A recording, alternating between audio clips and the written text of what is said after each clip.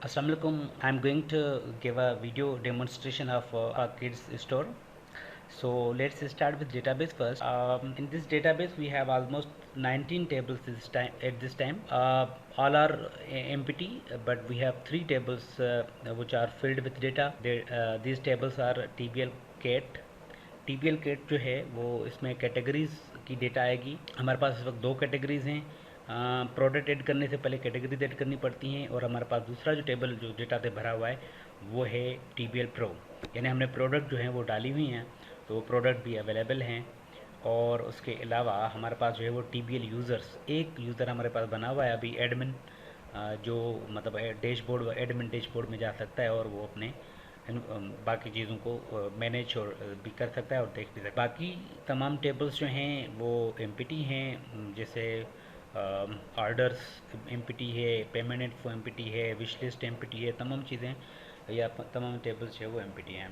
तो इस वक्त जस्ट डेमोन्स्ट्रेशन के पर्पज़ के लिए मैं जो है वो एडमिन पैनल में चला जाता हूँ, जिसके लिए मेरे पास जो यूज़र है वो मेरे नाम से ही बना हुआ है. हम ईमेल के थ्रू या यूज़र नेम के थ्रू जो है लॉगिन हो सकते हैं. पासवर्ड इनक्रिप्टेड है, 123 है, लेकिन ये इनक्रिप्टेड आ रहा है.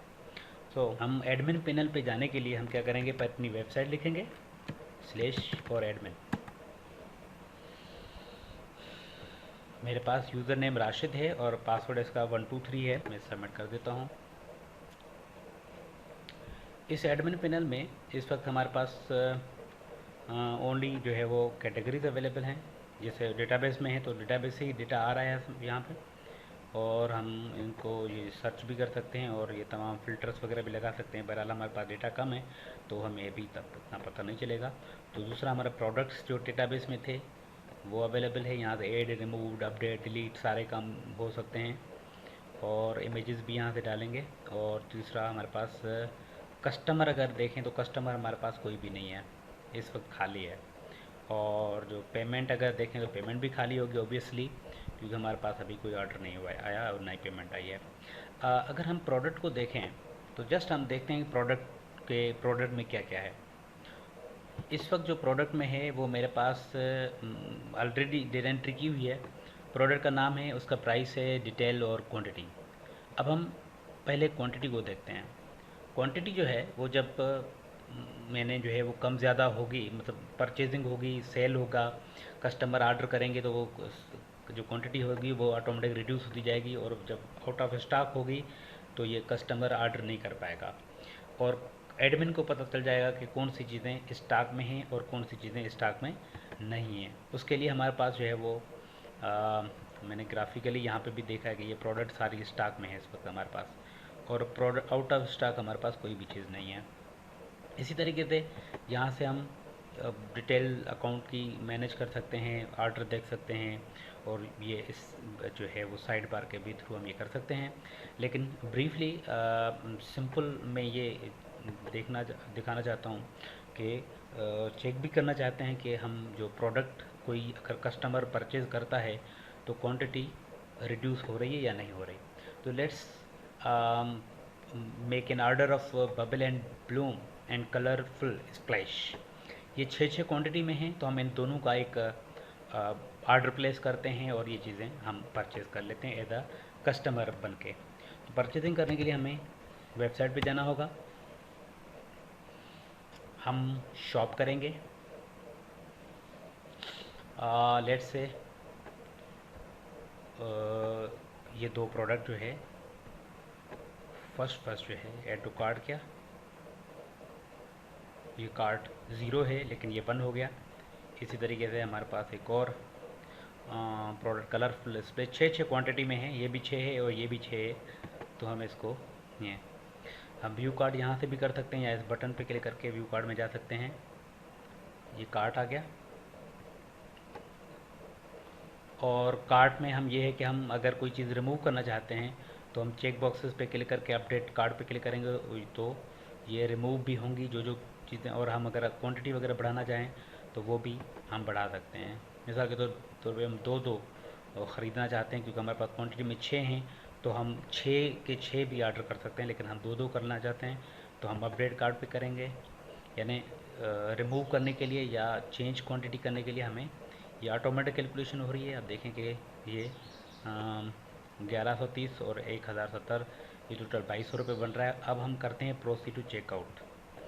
प्रोसीड टू चेकआउट में ये है कि अगर यूज़र नया है तो वो नया एक का फॉर्म फिल करेगा। ऑटोमेटिकली जो है वो सिस्टम उसका एक यूज़र अकाउंट बनाएगा और उसको ईमेल कर देगा कि आपका अकाउंट बन चुका है। और जब ऑर्डर प्लेस कर देगा तो उसको ईमेल रिसीव होगी कि ये जो है वो आपका ऑर्डर रिसीव हो चुका है। और आप ये ट्रैकिंग करने के लिए आप इस पे चले जाएं। तो मैं मिसाल के तौर पे एक नया अकाउंट बना लेता हूँ मैं आसिफ के नाम से। ये मेरे पास ऑलरेडी है, तो ये उसका ईमेल भी है, आप देखें। और जो है वो, और इसको हम कर लेते हैं प्लेस ऑर्डर। अब देखें ये सारी जो इन्फॉर्मेशन है ये हमारे पास स्क्रीन में आ गई, स्क्रीन पे आ गई। और अगर हम जो है अभी डैशबोर्ड पे चले जाएं तो अगर हम कस्टमर देखें तो हमारे पास एक कस्टमर जो है वो 2 प्रोडक्ट्स क्योंकि परचेज़ कर चुका है, तो दोनों प्रोडक्ट की इन्फॉर्मेशन इसमें आ रही है। और पेमेंट्स की अगर बात की जाए तो पेमेंट हमें यहाँ पे इसका 2200 आ रहा है। और इसी तरह तमाम कस्टमर्स की जो है वो इन्फॉर्मेशन हमें यहाँ पे मिलती रहेगी। और अगर डैशबोर्ड पे भी चले जाएँ तो हमें जो है वो इन्फॉर्मेशन मिलेगी इसकी कि हमारे पास ऑर्डर कितने आए हैं, टोटल सेल कितनी हुई है और कितने रुपए की जो है वो हमारे पास सेल है। अब देखिए 6 तादाद था इसका, और कलर स्प्लैश का भी 6 था, लेकिन अब ये 2-2 क्योंकि क्वांटिटी कस्टमर ने परचेज़ कर ली है तो ये 4 हो चुके हैं। तो मिसाल के तौर पे एक और हम काम करते हैं कि हम ये 4 जो है वो परचेज़ कर लेते हैं। तो मिसाल के तौर पे एग्जिस्टिंग कस्टमर जो है या कोई भी सिस्टम होगा तो हम क्या करेंगे, लेट से हम जो है वो दोनों प्रोडक्ट ऐड टू कार्ट कर लेते हैं।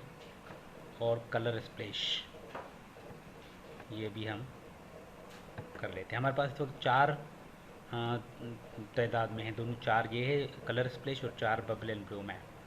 सो हम क्या करते हैं, हम कार्ट में चले जाते हैं और हम ये बाय डिफ़ॉल्ट 1 आ रहा है, लेकिन हम इसमें 4 कर देते हैं इसको भी, और इसको भी हम 4 कर रहे हैं। अपडेट कार्ड कर देते हैं ताकि वो क्वांटिटी अपडेट हो जाए।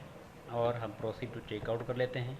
हम एग्जिस्टिंग कस्टमर या फिर जो है अगर नया कस्टमर है तो हम उसको भी कर सकते हैं, एग्जिस्टिंग कस्टमर लॉगिन करेगा। लेट से मैं जो है वो अपना ईमेल डालकर मैं एक ऑर्डर प्लेस कर लेता हूँ। फॉर एग्ज़ाम्पल तरीके से ये है कि पहले तो हम देख लेते हैं अपने डैशबोर्ड में या डेटाबेस में कहीं पे भी जाएंगे तो हमारे पास जो है वो क्वांटिटी इसकी रिड्यूस हो गई।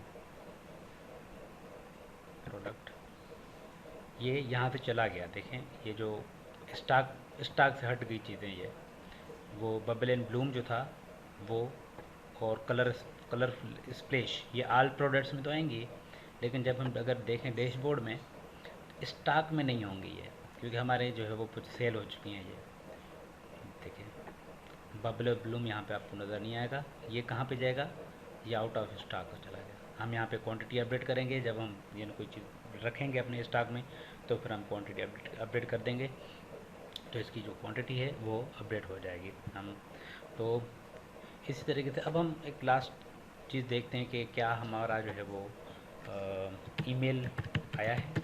अब हम चलते हैं, हम अपना ईमेल चेक करते हैं कि क्या ये जो मतलब हमने परचेजिंग की है या कस्टमर को ईमेल आई है। तो हम कस्टमर अगर मैंने अपना ही ईमेल डाला है तो मैं चेक कर लेता हूँ। अगर इनबॉक्स में नहीं होगा तो ये जो है स्पैम में होगा ईमेल, तो हम जंक ईमेल चले जाते हैं।